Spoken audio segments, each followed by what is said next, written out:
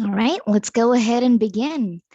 Hello, everyone. Welcome to the fourth installment of the 2022 Surveillance, Treatment, and Well Testing Approaches for Safe Groundwater and Private Wells webinar series. Thank you so much for joining us. My name is Reem Tariq. I am a senior project coordinator at the National Environmental Health Association. At NEHA, I also serve as the lead administrator for the Private Water Network. So under the guidance of the Rural Community Assistance Partnership, RCAP, NEHA is hosting a 5-part webinar series on private wells and groundwater monitoring surveillance methodologies, emerging treatment technologies, and appropriate risk communication strategies on private well testing. This webinar series provides a much needed, easy to access information and training on domestic well water quality and safety at no cost to environmental health professionals. Before we get into the details of the webinar, I would like to address a few things about the private water network since the topic for this webinar series relates to private wells. If you're not a member of the network and are curious about learning what the network has to offer, then I'd just like you to know that the network is a virtual community of public health professionals and safety workers that work with private drinking water systems. The network was launched by NEHA in partnership with the CDC and the National Networks of Public Health Institutes. The mission of the Private Water Network is to build a sustainable community for those working to support private water programs, to connect with their peers, to share experiences, insights, and resources, and to gain access to timely and relevant guidance for existing as well as emerging issues to build the capacity to do the work more effectively and efficiently in order to protect the public's health from contaminants in private water sources. Membership to the network offers access to a virtual community platform that has features such as a discussion forum, a resources library, an events calendar, and a member directory. Also note that this is a free resource to anyone who would like to join. And now on to today's webinar. The title of today's discussion is Tennessee Department of Health's Approaches to Estimating Private Wells, Private Well Users, and Risk Estimations.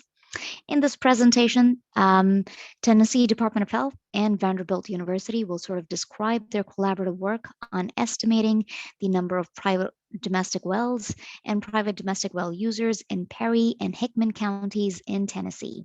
The speakers will also describe their approaches to estimating risk from regional contaminants within the area of study, as well as sharing their fieldwork and methodological insights from the project and talk about some future applications. We are joined by 2 lead speakers. We've got Mariah Caballero as well as Austin Fernandez. Mariah is a second-year doctoral student at Vanderbilt University in the Human and Organizational Development Department's Community Research and Action Program. She currently serves as a graduate research assistant to the Drinking Water Justice Lab, as well as a graduate research and development intern for Sandia National Laboratories. Previous to her time at Vanderbilt, Mariah received her bachelor's degrees in biology and geography from Vassar College. After working at CDC, Mariah was employed as a data analyst for US EPA's Office of Research and Development in Drinking Water Management branch, and her research interests include equitable energy, water systems for rural communities, environmental health and justice, and Latinx community development. Austin is also a graduate student in the Community Development and Action program at Vanderbilt University, Peabody College. He's a graduate research assistant in the Drinking Water Justice Lab. He earned a Bachelor of Science in Psychology at Northeastern University with a minors in Spanish and Women's Gender Sexuality Studies. Austin's research background is in social psychology and public health. In the Drinking Water Justice Lab, he focuses on data retrieval and management in projects related to public water system contaminant sampling, and will be working with Tennessee Department of Health in a private well sampling initiative. His research interests revolve around environmental justice, sustainability, as well as climate change adaptation. We're also joined by Dr. Yolanda Jane McDonald, who is a professor at Vanderbilt University, as well as Judy Manners, who represents Tennessee Department of Health. Yolanda and Judy will be providing input during the Q&A session. And with that, I want to thank all the panelists for joining us today. Just a couple of housekeeping rules before we get into the webinar. Just note that this session is being recorded. The recording will be uploaded to the NEHA LMS as well as the Private Water Network Resource Library. We're hoping to have an interactive discussion towards the end. So please, if you do have any questions at any point, feel free to drop them in the Q&A box or the chat box. You're also free to unmute yourself during the Q&A session to ask questions out loud if that's what you prefer. We will also share some links to any resources that are mentioned during the session, and we'll put that in a follow-up email to anybody who would like to access those resources. At the conclusion of the session, you will be directed to a short evaluation survey. Please do take that evaluation because it does help us in planning for future offerings. And with that, I will turn it over to Mariah. Thanks, Reem. Let me just pull this up really quickly. Great. Close you. Hi, everyone. My name is Mariah Cavallero. Like Reem said, I'm a second-year doctoral student at Vanderbilt University. I'll be co-presenting with Austin, who is also at Vanderbilt. We're both researchers in the Drinking Water Justice Lab, like Reem said, and this is the Tennessee Private Well Project. Really quickly, I wanted to sort of introduce our team because this was a really collaborative sort of project between both the Tennessee Department of Health and Vanderbilt University. So like I said, I'm Mariah, this is Austin, and then we also worked with our advisor and PI of our lab, Yolanda McDonald, who is also on this webinar. And then with the Tennessee Department of Health, we were really lucky to have two environmental health specialists, Judy Manners and Erica Rourke. Just to sort of introduce you to private wells in Tennessee and the project background. Statewide, there's an estimated private well reliance of about 11% of the population. Using our sort of risk estimate methodologies for 2 counties, those numbers were quite a bit higher, and I'll get into that as we sort of move along this project. But we did choose sort of 2 counties for this project just because we understand that private wells vary a lot by community and location, and we really wanted the opportunity to also do some field work. And so we chose 2 rural counties sort of just outside of Nashville based on a criteria of certainly proximity, right? Because we needed to be able to drive to and from Nashville. So we put about 120-mile cap on distance. We also were hoping to do water sampling, so we needed to be able to deliver those samples to our lab by 3 p.m. each day. We are also interested in sort of different contexts that affect sort of private well reliance, so things like rurality, the number of residential wells that were anticipated to be in those locations, as well as sort of socioeconomic factors such as this is a measurement that Tennessee uses specifically called economic distress, and it's based on sort of several economic indicators for each county. And so we chose 2, you can see them here, Perry and Hickman. One is defined as distressed and another is defined as transitional, and we thought that it might be kind of interesting to be able to compare the sort of outcomes based on those indicators. As far as sort of environmental and locational information on these 2 counties, There is some really interesting sort of contaminants prevalent in that region. So things like radon, agricultural land usage is quite prevalent. We also saw quite a bit of forested land. Karst geology is something important in contaminant risk in Tennessee, as well as some industrial contaminant sites such as Wrigley Charcoal and landfills and underground petroleum storage tanks. And so with that sort of understanding of the local regions, we also wanted to do some sort of piloted well testing. So we actually administered surveys to well owners, and our sort of goal was to do a sort of comprehensive and holistic sort of pilot project to not only estimate, but also sort of understand private well maintenance in rural Tennessee. And so with that background and everything that we understood about rural Tennessee, we had four main objectives for this project. The first being to estimate the number of private wells in these two counties. The second, to estimate population reliant on those private wells. The third, to understand water testing distribution in those regions. And the last and final, to estimate potential risk of contamination that might be associated with that. I also wanted to sort of overview the project timeline because this work was conducted mostly during the pandemic. And so I wanted to stress that it kind of changed and shifted quite a bit throughout sort of the planning and development of the project. So we received funds in fall of 2020. We started sort of project planning with the lab and with the Department of Health in spring of 2021. And the bulk of our work was in summer of 2021, where we were conducting water sampling, surveys, and really sort of compiling a lot of these data sources to then begin data analysis in the fall of 2021.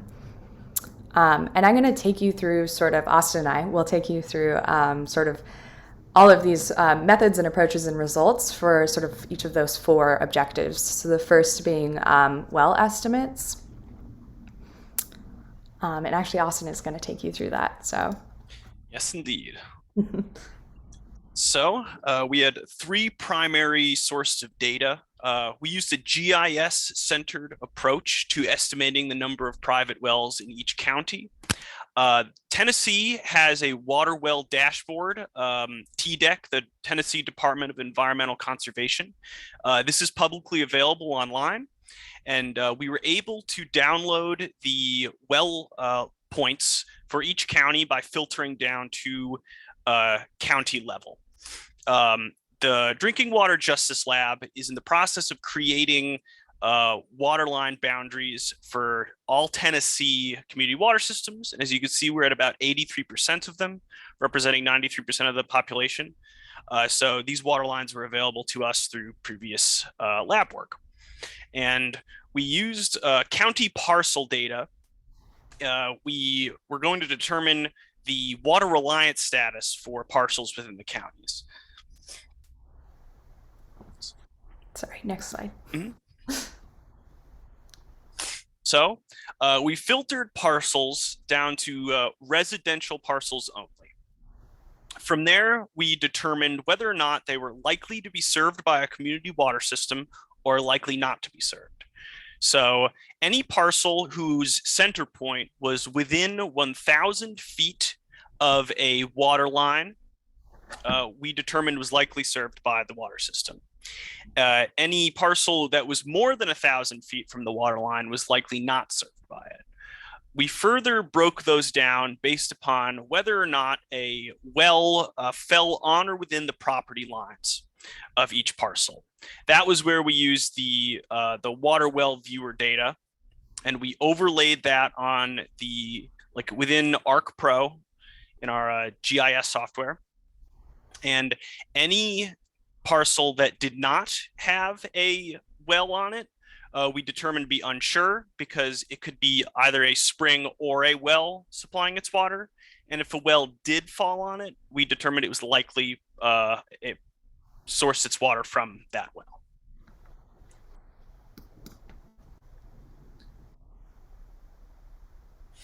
And so The results we got were approximately 52.7% of residential parcels in Perry County specifically were likely served by a private well or a natural spring.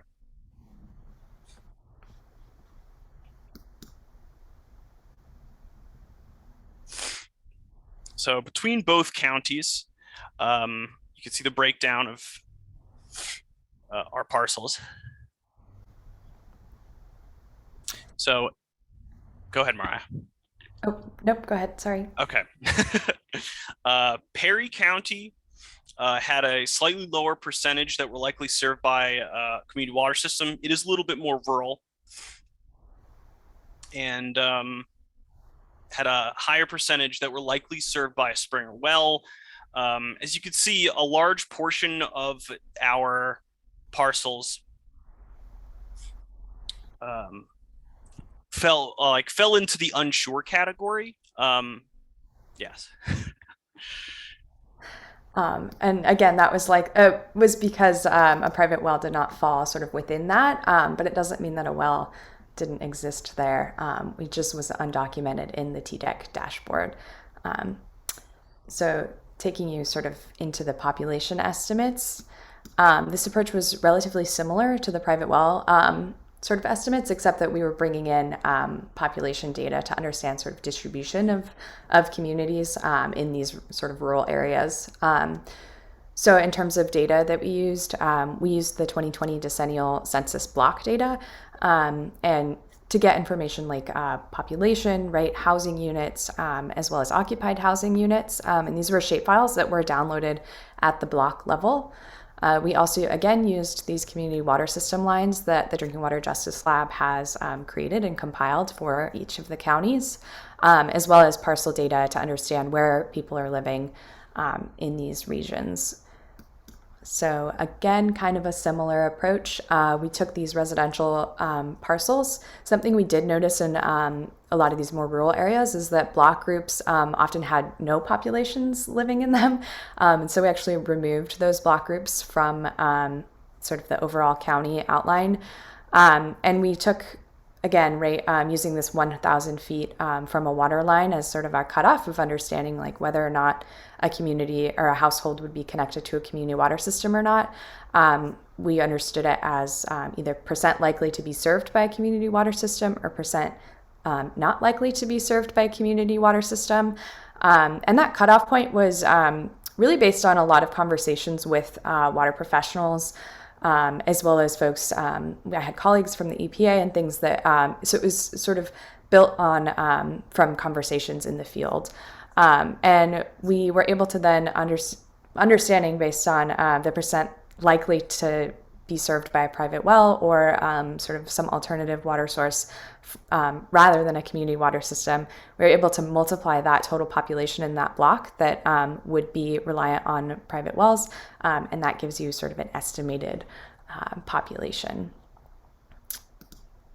And as far as results go, again, this is using sort of Perry as an example of this. 50.5% of the population was estimated to be served by either a private well or a natural spring in Perry County, Tennessee. And so something I did want to highlight, right, is that because we were using sort of block group estimates, we were able to then understand the distribution of the population throughout the county, which is something I think can be really sort of informative when we're thinking about estimating private wells. And it was especially, I think, useful as we started to go out into the field and understand these things anecdotally, was that people are distributed quite widely across the regions. And so understanding where people are relative to their water sources was really useful for perhaps in the future, like targeting water sampling testing or things along that line. And so these sort of block groups show estimated populations that would be reliant on private wells. So some of these more darker blue areas could be sort of potentially groups that we targeted in the future for sort of outreach and things. Additionally, I did want to show some sort of tabular results. So in Perry County, Again, likely roughly about 1 in 2 people, or 50.5% of that population, were estimated to be reliant on private wells or springs. You'll also notice that the distribution is mostly in either pretty disparate areas of 6 to 25 people, or more populous ones of about 51 to 150 people. And that's sort of, you can see these breakdowns here. When we sort of compare to Hickman County, about 1 in 3 people are estimated to be reliant on a private well or natural spring, so roughly about 31.3%. You'll also notice that the distribution, again, of that population density, which kind of suggests that a lot of folks who we think are on private wells are likely in more rural or sort of less populous locations in the county. So you'll notice that a lot of folks are here in this like 6 to 25 person category. And then sort of understanding these things quantitatively, we were able to then go out into the field to really sort of understand things as they're happening in these counties. And so Austin's going to sort of take you through our testing distribution. All right. Go ahead and move forward. All right. So one second. All right. So testing distribution, we collected data using an IRB approved survey. It was 10 questions, and we used ArcGIS Survey 123. The group of us went door to door in Perry and Hickman counties. We offered free water testing. We took samples from people's residences who were reliant on wells for their domestic water. And we had them take this survey. It was given on an iPad, and it included the ability to geolocate or GPS mark where it was taken. And it also, since it was given on an iPad, we were able to take a photo of the well or the well housing if the resident gave us permission. And we asked a few questions about their previous testing practices and their perceptions of their water. So next slide. So in our results, of the 19 people surveyed, 13 had never tested their well water before. And then of those that had, 2 of them had done it before 2010 and 4 did it within the last 1 to 5 years. And our motivation to test water, you can see down here. I'm not going to go through everyone individually, but our largest answer was that a well testing program had been offered. Lastly, and sort of this last 4-part question was to estimate contaminant risk. And for this approach, we chose 4 data sources that we know sort of contribute to groundwater risk and contamination. Those 4 were land cover, soil drainage, precipitation, and sort of geologic information. And these were all sourced by sort of publicly available data with the intention, right, that then other folks could be able to use this data as well. And it also was a pretty foundational understanding of contaminant risk, recognizing that we could continue to add sort of more risks as we see fit. So these sort of 4 environmental layers, they were raster layers, which means it's like a continuous sort of layer in geospatial information systems that you can then reclass. So they have cells, right? And you can reassign those values to represent the presence or non-presence of risk. These sort of reclassifications were based on conversations with geologists and hydrologists, as well as some sort of literature review on groundwater contaminant risk. So once the layers were then reclassified, we used this tool in ArcGIS Pro called Raster Calculator, and it actually sums these sort of cell values into one layer. And I like to compare it, right, to sort of like making a sandwich where there are lots of layers on top of one another. And they each represent a value, and then all of those values are added together then to represent sort of a singular value in one place. And then is a sort of summative risk raster layer. And the results from this, sort of using these methods, we were then able to bring sort of several potential contributors to groundwater risk together, right, to estimate contaminant risk across the state. So something you'll notice here is that there are 7 cell values here, ranging from 1 to 7, 7 being the highest risk to groundwater. And the majority of them are relatively sort of low risk across the state. However, there are sort of pockets of increased risk among southern Tennessee that might be worth exploring in the future. Something also worth mentioning is that this risk layer map hasn't been actually ground truthed with sampling data. I think it's something we'd love to do in the future. And additionally, right, we sort of spoke to adding additional parameters and utilizing some more advanced statistical methods to identify like the best predictors of certain risks. I think something that's really exciting about this sort of project, though, is that this approach is really highly modular, and ideally, right, you could tailor this for sort of different forms of risk based on sort of different groundwater risk layers. And additionally, something we wanted to share was that because this risk sort of estimate model it's a raster layer and it's made of continuous cells, you can actually use ArcGIS to extract that cell value based on the sort of location of that cell. And so this was using, again, the documented GIS layer of private wells in Tennessee. And we extracted the sort of risk values associated with each well to understand and sort of estimate the risk that might be associated with each of the wells in this case, Perry County. And so this could be really useful, again, for sort of targeting outreach or thinking about potential sampling protocols, or again, sort of adding in extra layers of understanding for risk. And so again, you'll notice that sort of the majority of documented private wells in Perry County have a relatively low risk of contamination. But we did notice sort of some pockets that we in the future would love to like go out in the field and sort of assess. And in sort of concluding, Austin's going to take us through that. All right, so something that was very interesting that we encountered, which is something that's regionally specific to Tennessee and will occur in other areas of the country, but that we weren't necessarily expecting to begin with, is that a lot of people that we spoke to were on natural springs as their source of water.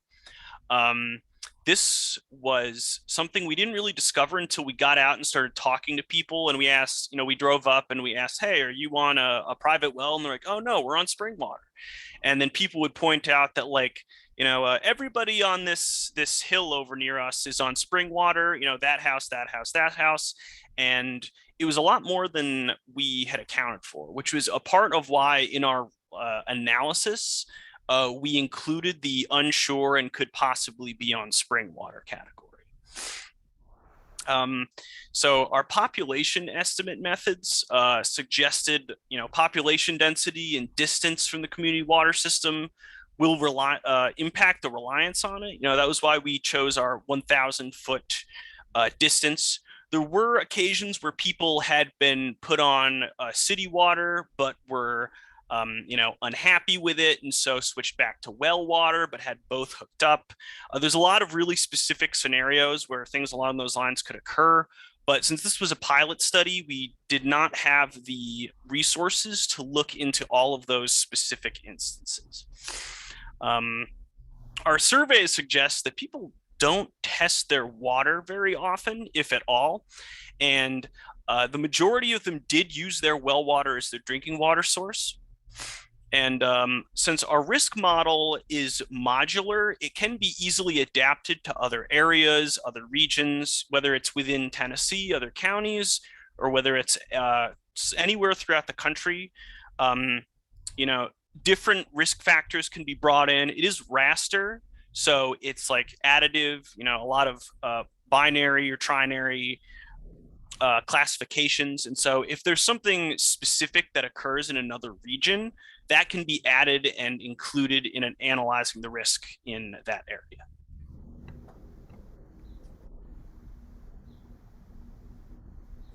So for our strengths and limitations, the fact that we used multiple methods to understand private well maintenance really did kind of round each other out. The surveys reinforced a lot of our understanding of how people use it, and the fact that a majority of well water users do get their water from the wells. Some of them got it from bottled water and the occasional water dispensing machine.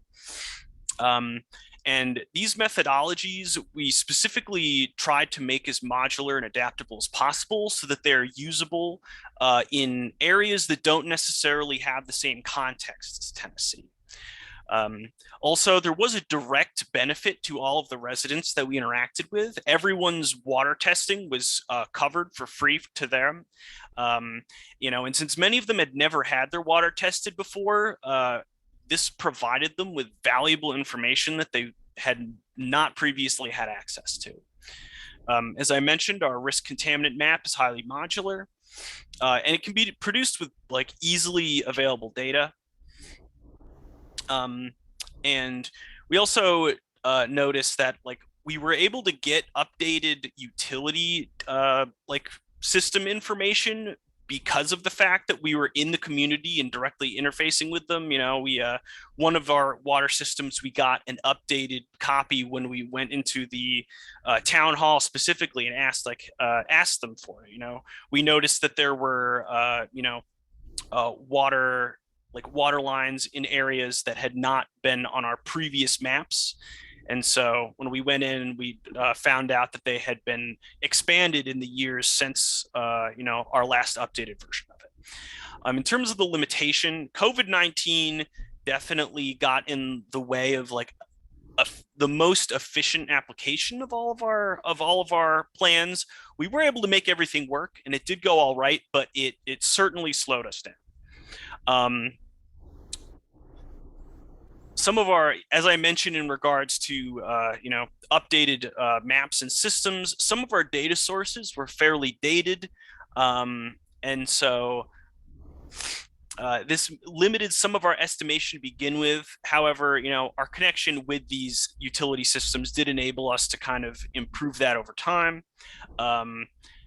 Discovering the natural springs was unexpected and did kind of affect how we planned out going about data collection and sample collection for the during the fieldwork phase of this, but it was important that we discovered it. And since it took us between 1 and 2 hours to get most of our locations, it did limit the number of surveys and samples we could collect on any given day. Sample testing is very expensive, and so that also limited the number that we would be able to work out and send to the testing facility. And we have not yet ground truth the contaminant risk map, as Mariah mentioned. Now, something that is very important to note is that a lot of the things that I mentioned in strengths and limitations are kind of connected to each other. Like the natural springs identification, it was a limitation in the sense that we didn't know it and we weren't expecting it, but at the same time, it was a strength because this provided us with, previously, unknown information, and it kind of made us more aware of how people in this region get their water. And one of the most important aspects of this connection is that most of our discovery of how these strengths and limitations came about was through direct interaction with people in the community, which is one of the biggest strengths of the community-based research approach in using our relationships with different organizations and different groups, because this kind of helped build trust. TDH's public outreach and public health data collection over the years really kind of gave us a lot to work with to begin with. A lot of base information to work off of. And the fact that Mariah and I are students and we were working with a government agency, people kind of let their guard down a little bit and were more interested in what we were doing because, we're, students, young, coming in and asking questions, trying to learn things. And so like it sometimes people can be wary of, government agencies and regulatory issues and whatnot. And so at the same time, it did like lend legitimacy to us. We also like directly spoke to some of these utility systems and kind of like demonstrated the fact that we're willing to provide them something of value.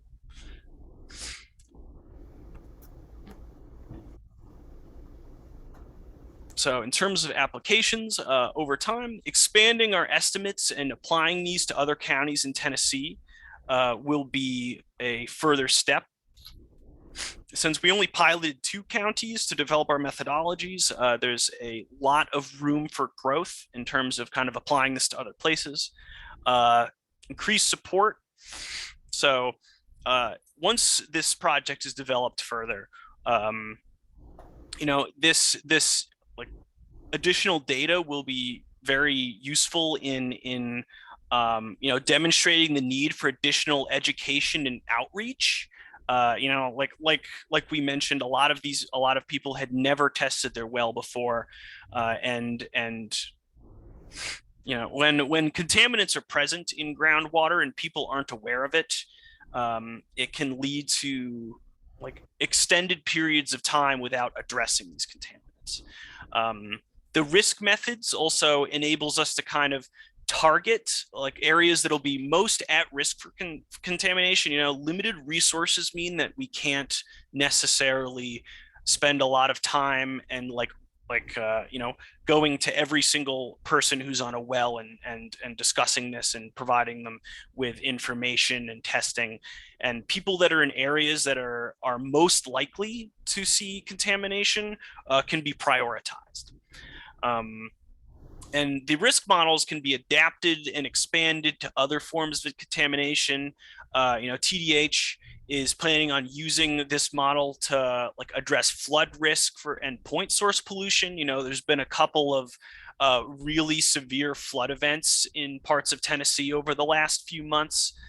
So kind of expanding this to like addressing those issues will be very vital.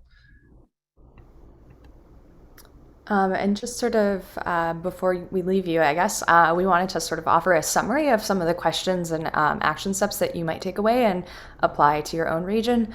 Because that was really one of our main intentions of this project, was for it to be able to be used by other folks. And so on data sources, we were really lucky to acquire data in things like community water system boundaries, parcel data, documented well locations, and environmental risk layers to sort of conduct this project. And although these data sources might look differently in different places, we do want to emphasize that providing some of this information publicly on a national level would really sort of move private well estimates forward on a national scale, which would be really great. And as far as people go, right, I think something Austin touched on was the value of these multi-methods and sort of interfacing with the community to understand really what's happening in these rural communities. And so we're really grateful for the people that we were able to involve, both at sort of the state and local level. So we were able to sort of involve state level stakeholders from places like the Environmental Conservation, TDEC, the Department of Health, and so on. We also really enjoyed our conversations that we had with private well owners and learned so much.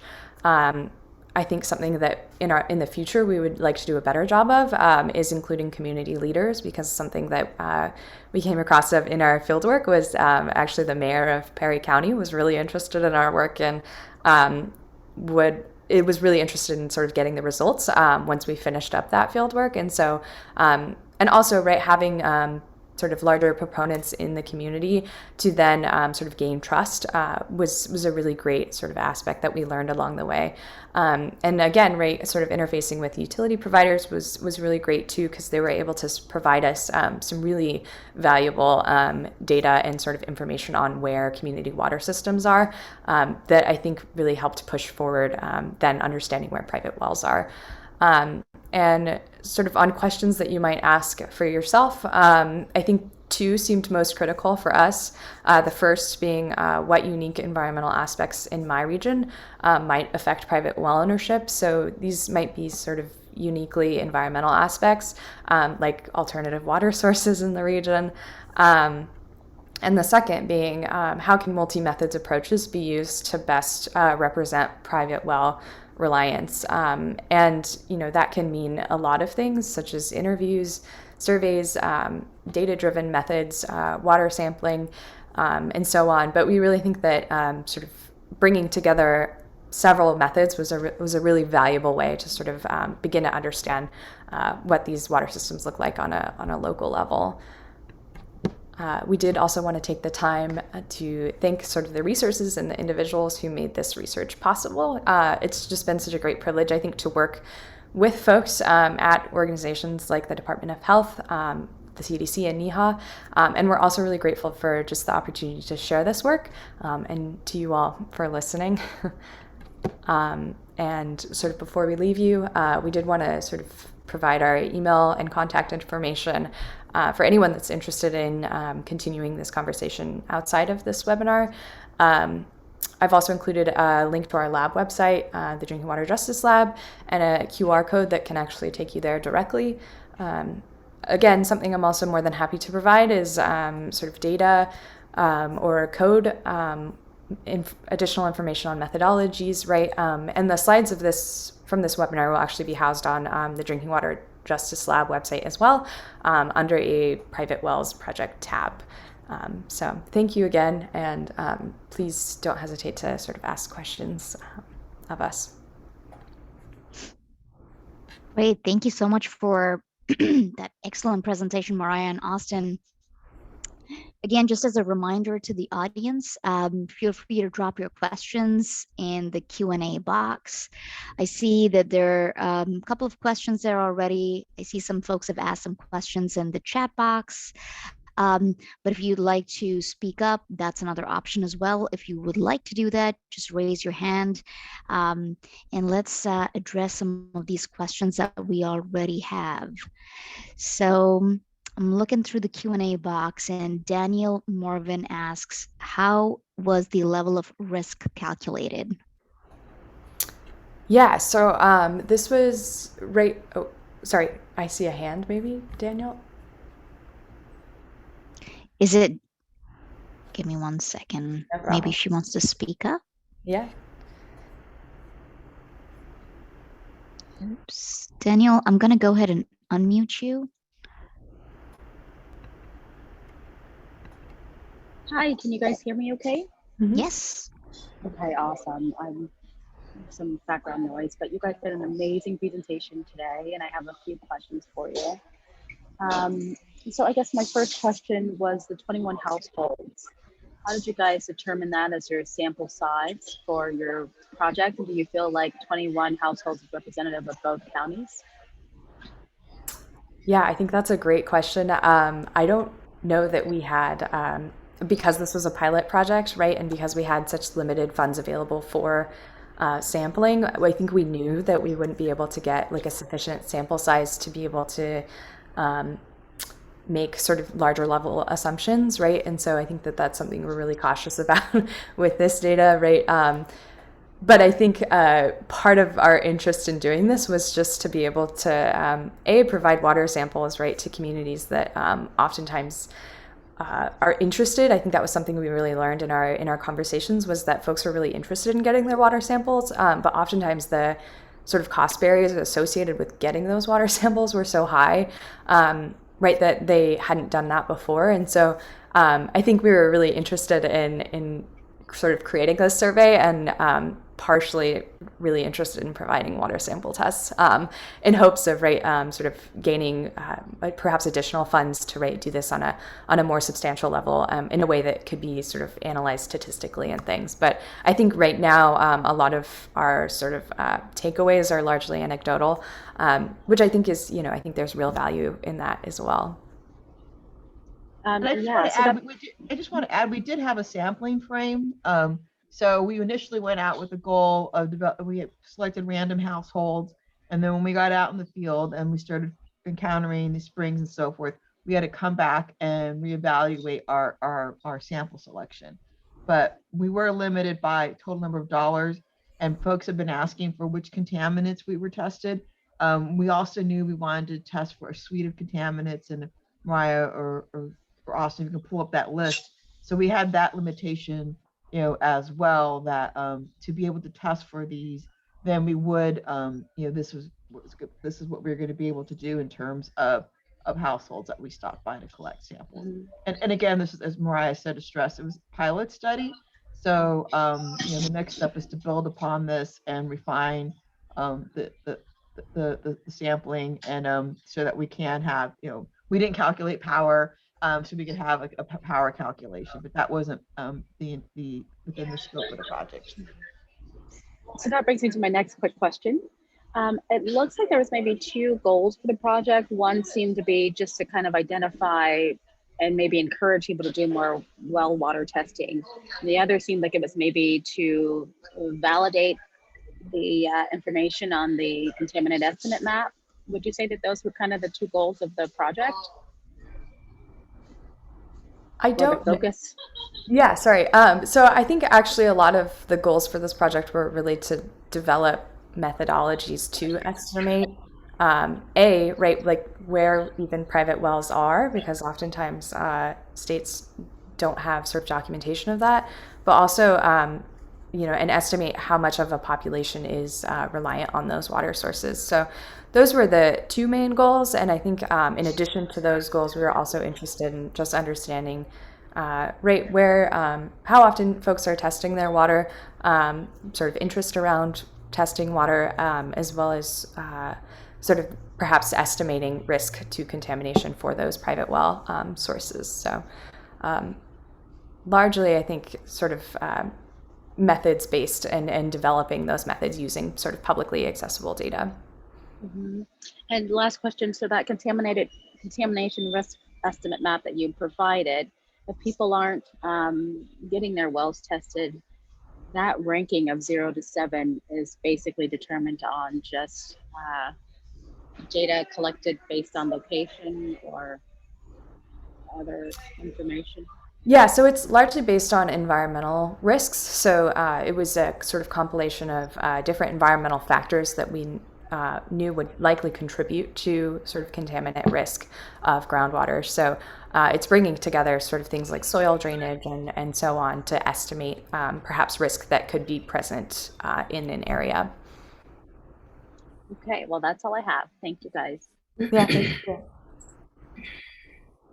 Great, thank you. All right, let's move on to the next question. Audrey asks, was there any hesitancy by well owners to have their water tested? If so, how did you guys overcome that?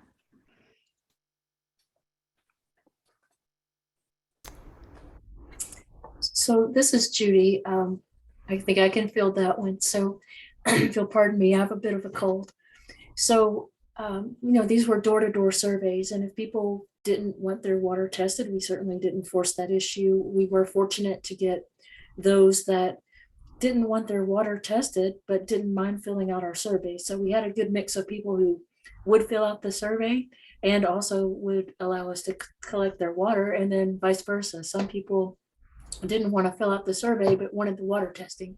And we had a few people that called us back and they changed their minds. And after their neighbors participated and nothing bad happened, they asked, let us come back. So hopefully that answers your question.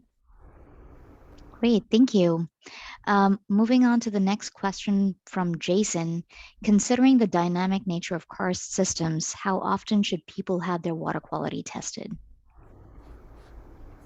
Department of Health recommends that you have your water tested at least once a year for bacteria, and every other year for other contaminants, especially if you are in maybe a more industrial area or near roadways or known pots of contamination, I'll say, or in an area with low pH or high pH.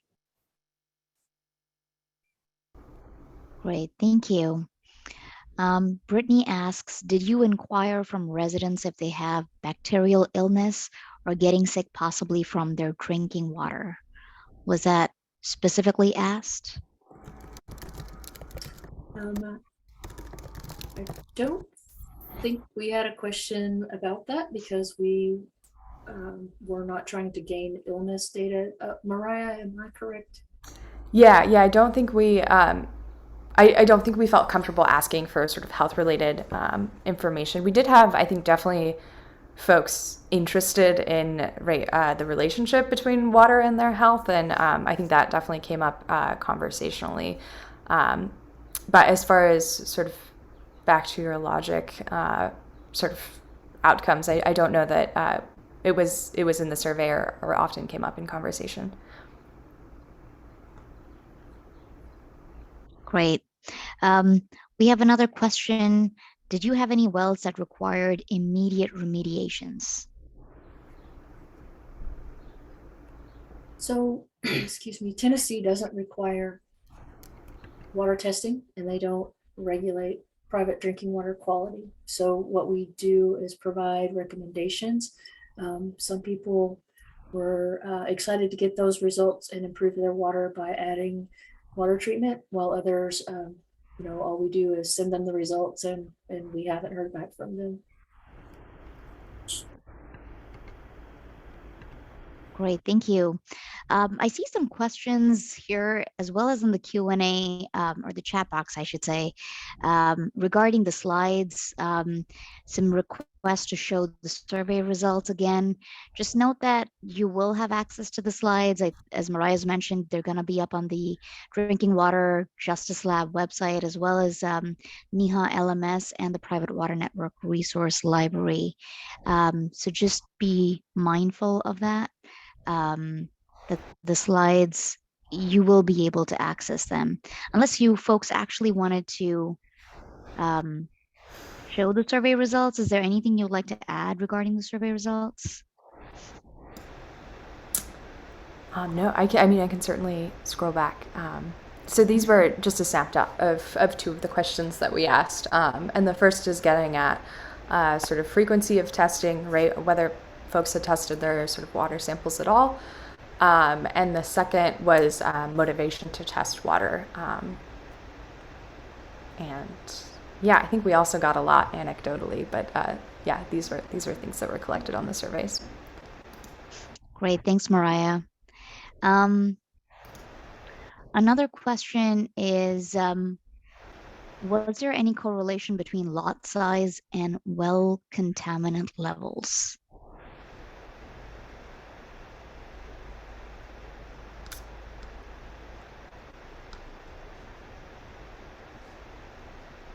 Is that something that your study included, or maybe? I'm sorry, could you repeat that? Sure. Was there any correlation between lot size and well contaminant levels? Oh, good question. We didn't look at that. Okay. All right. Another question from Darcy. She does a wonderful presentation.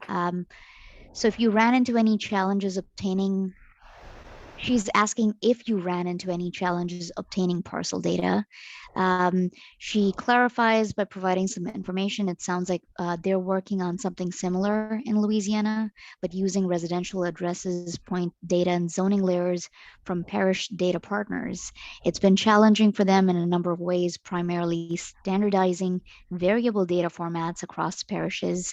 That is, one parish presented a paper map book, and others, I'm guessing, presented in different formats. So any recommendations for Louisiana since they're doing something similar? Yeah, so I guess I'll go first, Mariah, and then I'll punt it over to you. So the state of Tennessee has a centralized GIS office called Strategic Solutions, and they obtain parcel data from the comptroller of the Treasury for the whole state. But that is internal to the state of Tennessee. And so for a university partner, I can punt over to Yolanda and Mariah to talk about how they were able to access that data. Yeah, I think so. Really, it was sort of interfacing. With that comptroller, and we actually had to get data by each county, which I think was also one of the reasons why, because it's so spatially fine, right? You're bringing together loads and loads of data, and so it was, I think, really useful just to sort of focus on 2 counties and really develop those methodologies before you try and sort of extend it out to the entire state. So I think that would maybe be one of my sort of suggestions, is because there was quite a bit of sort of cleaning and tidying as well involved in just getting parcel data sort of together to be analyzed. And so I think starting small and getting sort of a real understanding of what that data looks like and how you could maybe get it to be so that you have a clear process of sort of plug and chug that you can expand then to the state level would be my suggestion. Great, thank you. We have a question from Leonard regarding the cost of water testing. It's been mentioned a couple of times that the cost of water testing was quite high. What was the average cost of testing that you did in this pilot? Approximately $725 for each sample set. Great. We'll take, I guess, about 2 more questions and then we'll wrap it up here. We've got a question from Jason. He asks, have you checked if the private wells are situated in an epicarst zone where contaminants might accumulate and then be released to underlying aquifers? So I typed an answer to Jason. I agree with you. That would be great if we had that level of detail in the geology GIS that we were using, but we didn't. So I guess the answer to that is no, but it would be a great study if someone had time and resources to do that. Excellent. All right, let's take one more question. And I want to take a question from somebody that we haven't addressed questions specifically from. And I see that, thank you, Judy. I see you've been responding to a lot of questions in the chat box as well as Austin. So thank you for that. Let's see. I think we've addressed all the questions in the chat box.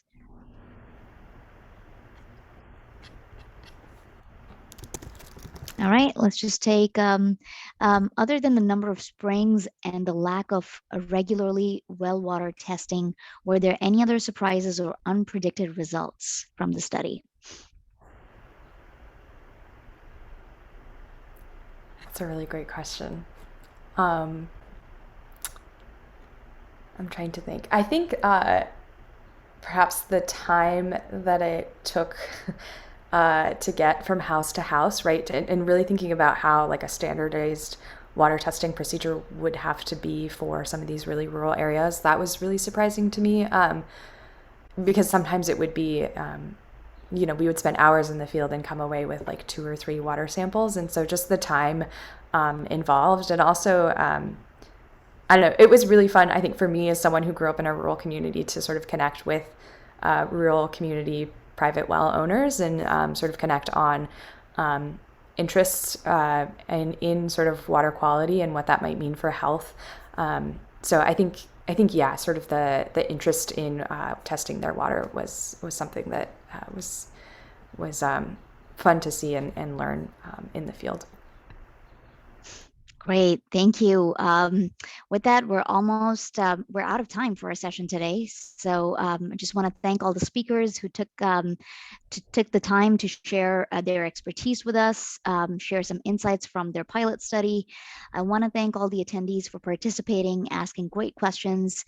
As a reminder, when you do X out of this webinar, your survey will pop up. Please do take the survey because it does help us in planning for future webinars. I've also dropped 2 links in the chat. One is for the Private Water Network online community that I referred to earlier. I've also dropped a link to the Private Water Network survey because we are interested in gathering survey from non-members as well. So feel free to take that. Thank you again for joining us, and I hope you will join us next week for our final installment of this webinar series. We will have a similar presentation, but from a different state. New Mexico will be talking about their methodologies on risk estimations, as well as estimating the number of private wells and private well users within the state of New Mexico. With that, again, thank you, Austin, Mariah, Judy, and Yolanda, and thank you to all the attendees. Take care.